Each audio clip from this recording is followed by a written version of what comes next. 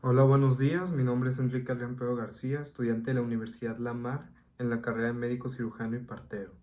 Hoy les voy a hablar sobre la enfermedad del virus de inmunodeficiencia humana, también conocido como VIH o virus de inmunodeficiencia adquirida, también conocido como SIDA. Todo esto comienza suponiéndolo en 1983, cuando se presentaron los primeros casos a nivel global sobre esta enfermedad, aunque la enfermedad ya había ido avanzando desde hace mucho tiempo. En 1920 a 1930, en la región central de África se empezaron a dar casos de primates. Estos transmitían la enfermedad tanto por sangre como por fluidos, pero no se dio mucha importancia hasta que en 1956 se dio el primer caso en un humano, en África, en el Congo. Estos casos mostraban la particularidad de que eran en personas heterosexuales y que habían mantenido relaciones sexuales. Esto mismo empezó a surgir, pero nunca se le dio una importancia, hasta que llegó en 1980, en los años 80, a distintos lugares como Estados Unidos, Inglaterra y partes del mundo, y se empezó a ser conocido el virus de inmunodeficiencia humana. Este virus atacaba poco a poco, pero todavía no pasamos a esto. En su historia se pudo ver que en 1983 hubo una epidemia, llamada la epidemia gay, debido a que se suponía que en estas personas que tenían estas preferencias o gustos sexuales se solía dar más la enfermedad, cuando en realidad pues no había ningún dato comprobado. Estos rumores fueron surgiendo y surgiendo, y debido al miedo sobre esta enfermedad fue cuando se empezaron a hacer cosas como marchas anti-gay, así, cosas que dañaban la imagen de esas personas simplemente por pensar que tenían esa enfermedad. Además de que los despedían de sus trabajos, las familias ya no los aceptaban, y todo eso fue lo que fue causando que diera miedo a esta enfermedad. En el año 1987 fue cuando se desarrolló la primera como medicina, por así llamarla, para poder tratar esta enfermedad, la cual se llamaba sidolucairina.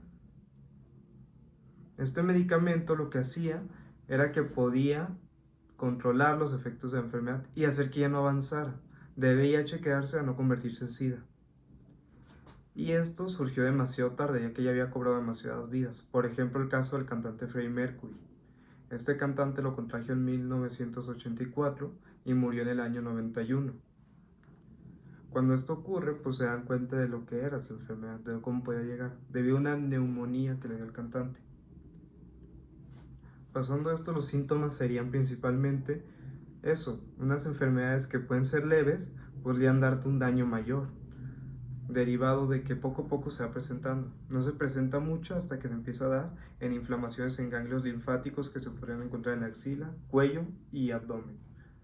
O también con gripas que pueden extenderse más, que pueden ser más graves. Todo esto es lo que nos da indicios de que puede ser el virus del VIH. Por ejemplo, el paciente clínico de 35 años que tiene una tos muy fuerte, se ha sentido muy mal, muy débil, muy cansado, no ha tenido ningún tipo de contagio, por así llamarlo, y cuando se manda a hacer la prueba resulta que sale positivo. Cuando ocurre esto, en las épocas se creía que era que si te tocaba a alguien con la enfermedad ya estabas contagiado, cuando no. En realidad la enfermedad se contagia en las relaciones sexuales debido al contacto con fluidos o sangre. En las relaciones sexuales, cuando se hace tanto roce, se llegan a dañar las fibras del músculo y se llega a abrir, en lo cual puede entrar el semen y hacer un daño porque tienen las partículas, las células dañinas que tienen VIH. En este tiempo también hubo muchos daños hacia las personas de manera psicológica. Esto podemos encontrar muy presente cuando los despedían de su trabajo, sus familias lo negaban o simplemente los alejaban por tener la enfermedad. Y ellos tenían que pausar completamente su vida por los estereotipos que tenían ahí. Y no solo si tenían la enfermedad, simplemente con ser una persona homosexual era cuando ya te podían agarrar y decir que tenías esa enfermedad cuando en realidad no. Y esto no solo se vio marcado en distintas partes del mundo, sino que en México fue donde más se vio marcado. En los años 2000 había muchos comerciales donde que mostraban el proceso de la enfermedad y veías cómo las personas iban poco a poco decayendo, decayendo, decayendo, hasta el punto que en el video veías una persona ya en el hospital al año, completamente pelona, así, mal. Esto fue actuado y hay muchos testimonios que dicen haber visto esto y haber tenido un trauma por lo mismo, un miedo constante por la enfermedad. Y en el país siempre se castigó muchas personas homosexuales, las golpeaban, las despedían, sus familias los negaban, todo derivado de esto. Y el miedo y el desconocimiento que se tenía. Al pleno año 2025 que estamos, hay mucha gente que todavía sigue pensando que se puede contagiar por simplemente tocarlos. Hay mucha gente que sigue incomodando el tema cuando no. Hay muchas maneras de prevenir contagiarte esta enfermedad, como por ejemplo, tener una pareja sexual segura, haciéndose pruebas constantes para saber que todo está bien. Obviamente utilizando protección, como el condón, puede ser tanto condón femenino como condón masculino. No te sirven otros métodos anticonceptivos porque igual vas a tener contacto. Y el contacto es lo que se tiene que evitar. Cuando se rompen las fibras, como mencioné, es cuando se llega a hacer el contagio de la enfermedad.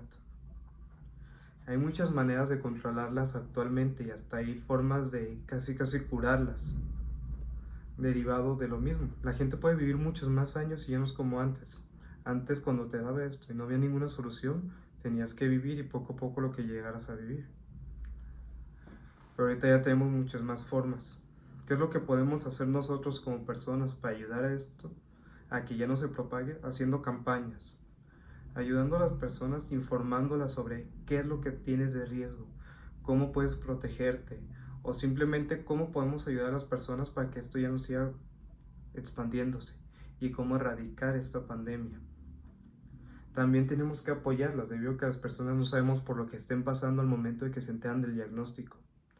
Un paciente con este diagnóstico se puede medir el mundo abajo, porque su familia puede ser muy religiosa, su familia lo puede juzgar. Le pueden hacer mucho daño simplemente por algo que desconocen y que tienen miedo.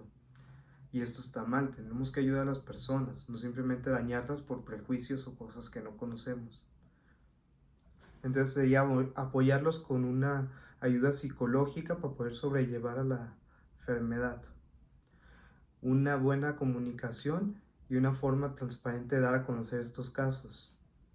Hay varias asociaciones donde podemos encontrar una transmisión de esto, de cómo la gente puede vivir con SIDA normalmente. Hay muchas gráficas, mucha información en internet de sitios seguros donde podemos encontrar cómo vivir con esta enfermedad y cómo hacer para convivir con una persona con esta enfermedad sin hacerle un daño. Todos somos seres humanos y tenemos que recapacitar sobre esto. En mi Instagram tenemos varias fotos donde podemos compartirles de cómo expande la enfermedad, qué órganos salen dañados, cómo es que las personas pueden controlarlo. Y además les comparto muchos videos donde puedes ver cómo va evolucionando la enfermedad, qué asociaciones te pueden ayudar en México, en otras partes del mundo. Y todo de una forma segura y con información transparente que no busca más que ayudar a que se comprenda mejor esta enfermedad. Les agradezco mucho y espero que la información les sirva. El link a mi perfil de Instagram va a estar en la descripción del video.